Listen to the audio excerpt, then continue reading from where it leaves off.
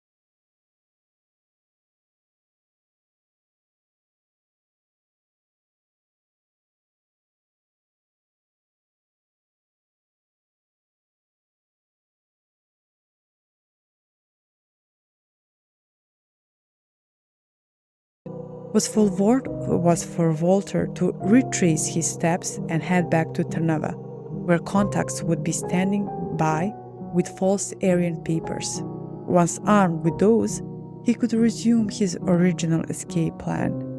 This is ludicrous, He came all the way to Budapest just to come back. This is crazy. And he was a boy, he was a teenager. And so, he reenacted his escape backwards. Except now, as he attempted to cross the border to go back into Slovakia, he was stopped by the two Hungarian border guards, aiming their rifles directly at him. Instinct made him run, until he heard the sound of gunfire, and a different instinct made him stop. The guards approached, only for one to hit his head with the butt of his gun, while the other greeted him with a hard kick in the crotch. They frog-marched him to the nearest border post, where he was punched in the mouth and propelled into a wall. A corporal arrived, eager to join the fun. He hit the Walter repeatedly with his pistol.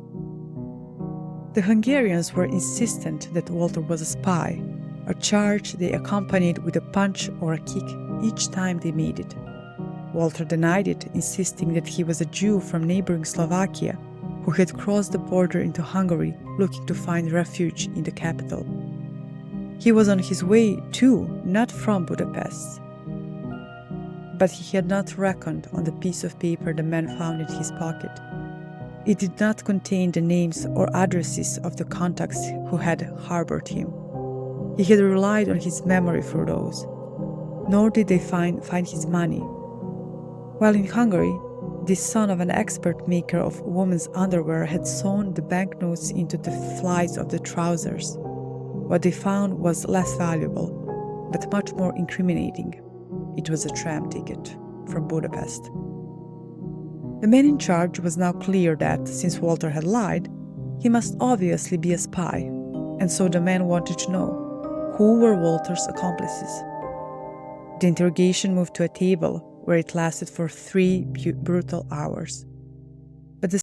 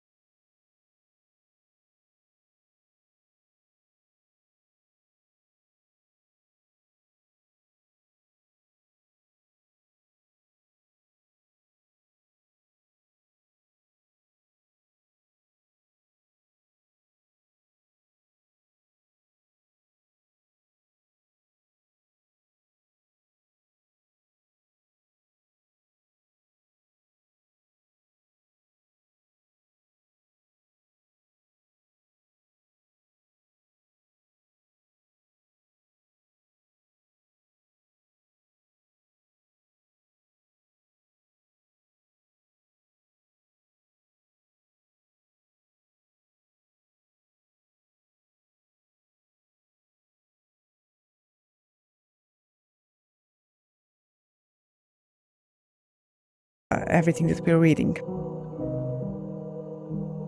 There was an extra charge for transport payable to Deutsche Reichsbahn, the German state railway company.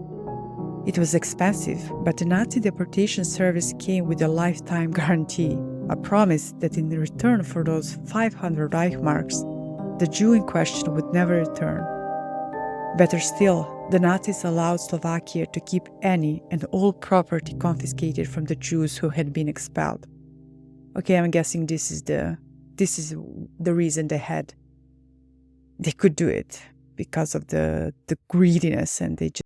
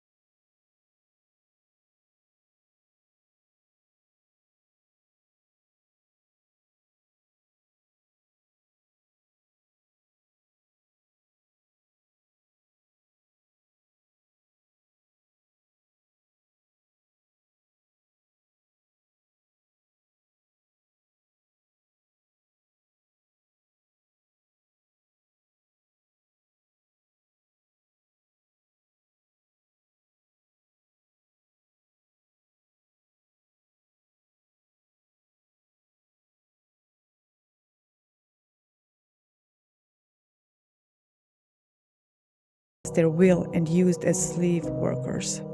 It did not take long for Walter to see that they were not slaves for Germany, but for the country of which they had, until now, been citizens. Some 350 Jews work at Slovakia as tailors, seamstresses, and needleworkers, making uniforms for the Slovak police, among other things.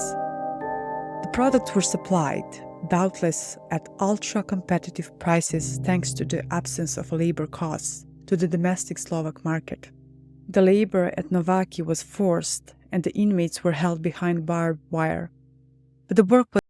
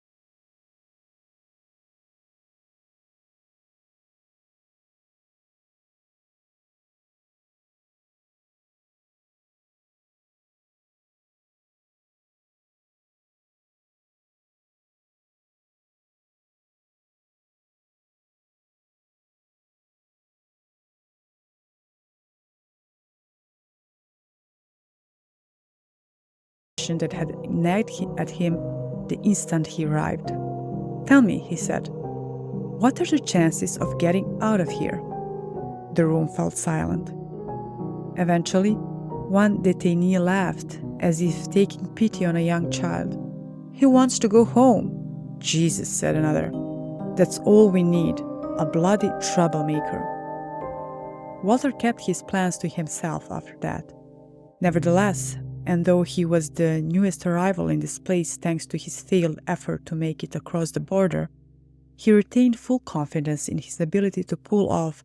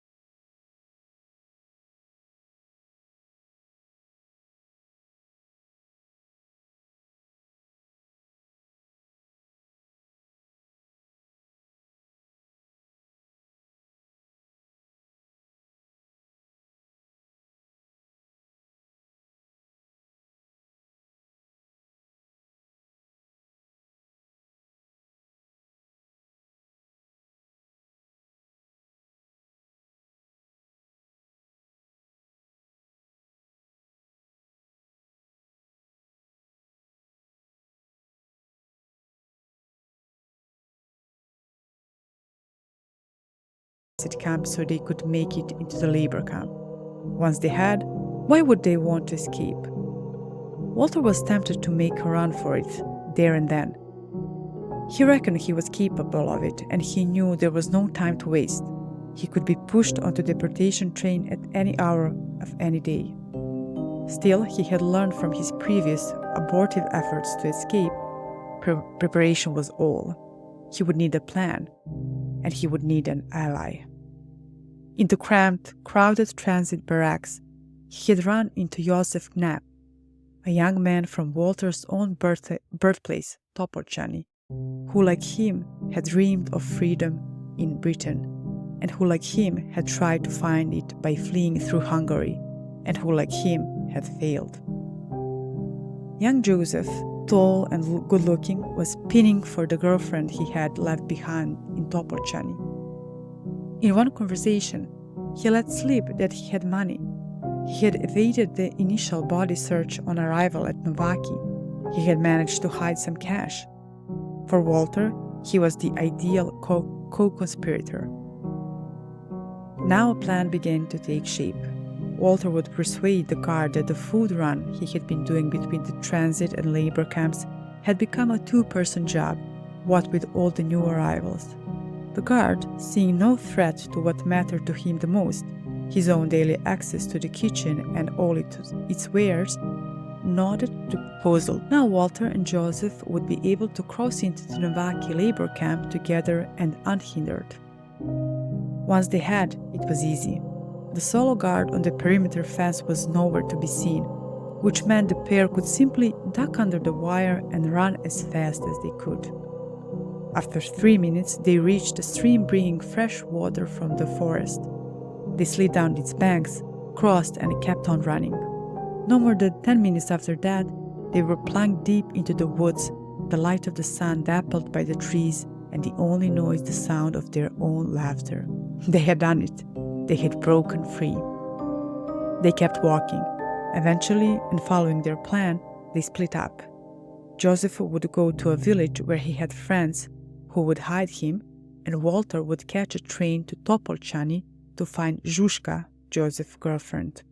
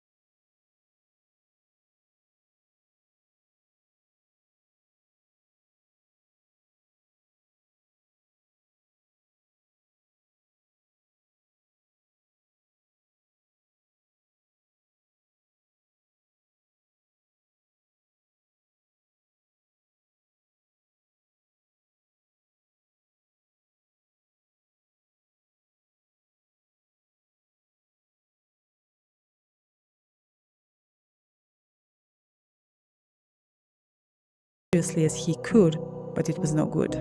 The policeman followed him, demanding to see Walter's papers. Walter ran for it, but it was an uneven contest. The gendarme had a bike and soon caught up with him, taking him to the station and into custody. Before handing him over, he asked Walter if he knew what had given him away. Walter shook his head. It turned out that the policeman had noticed that he was wearing 2 pairs of socks on a warm summer's day. Why would anyone do such a thing unless they were on the run? Can you imagine? We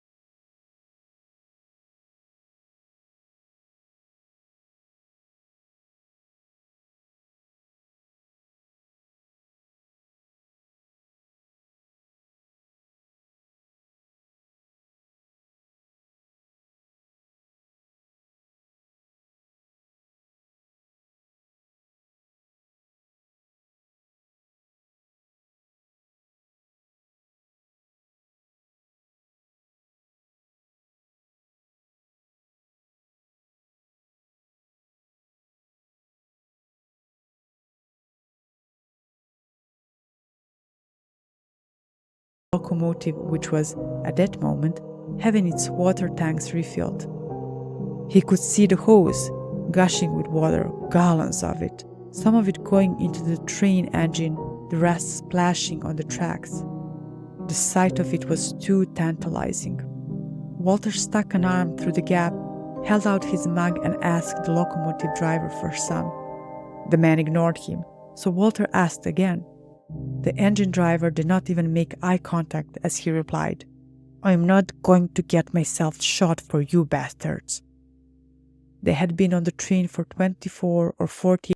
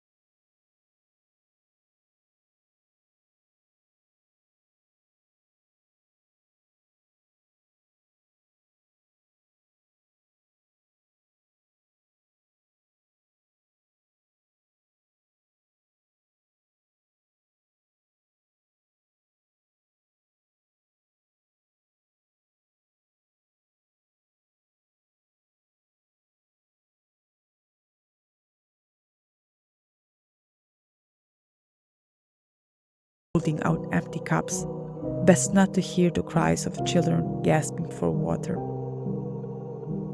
The journey went on, in fits and starts, in thirst and in stink for 3 days. Maybe more, it was hard to tell. It meant that when the train finally stopped, when the wagon door was finally pulled open, those stacked inside felt relief and, strange to say, gratitude. They felt sure the worst of their ordeal was over. They felt sure that wherever they had arrived, it had to be better than what they had just endured. This was their